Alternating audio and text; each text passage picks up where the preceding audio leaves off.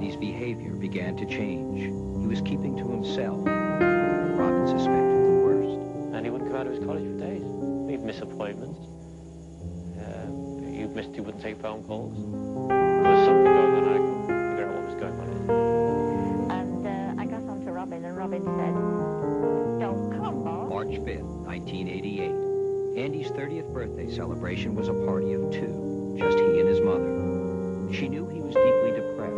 He missed his brothers, he missed home, but he'd made a commitment.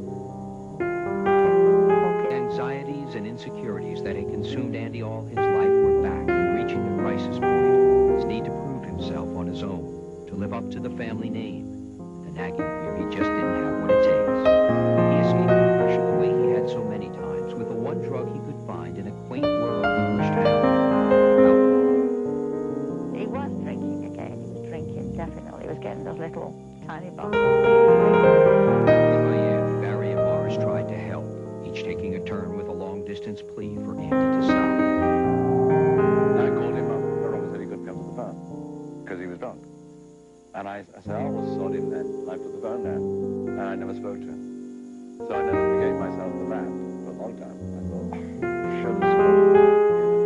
Barry called Andy, too, having no idea it would be the last time he would speak to his little brother. But the last thing that happened between me and Andy was an argument.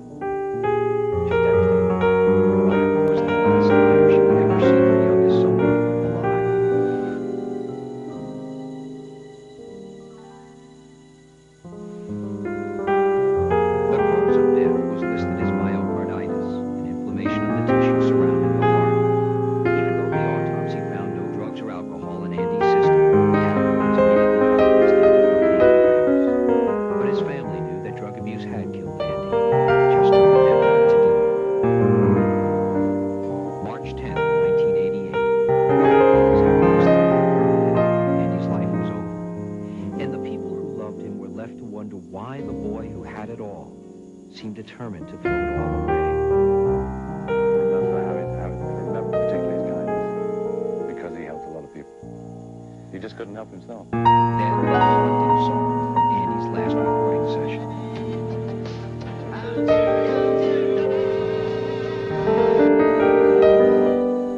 Whatever the demons and inner torments that had driven Andy into self-destruction, his tortured life was over at the age of 30. I don't really like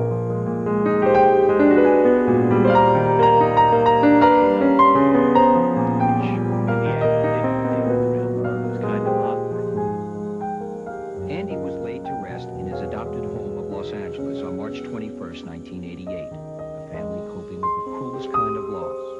Older brothers saying goodbye to the youngest. Parents burying a child. And of course, you always have that. Somebody's gone. You always feel remorse because you could have given them more time.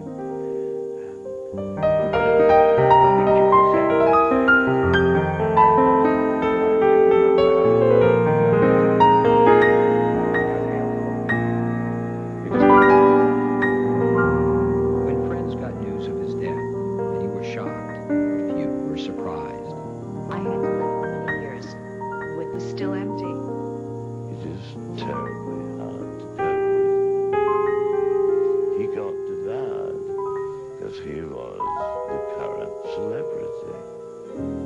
For Andy's ex-wife, Kate, and daughter, Peter, the memories are distant, but the connection with him remains strong.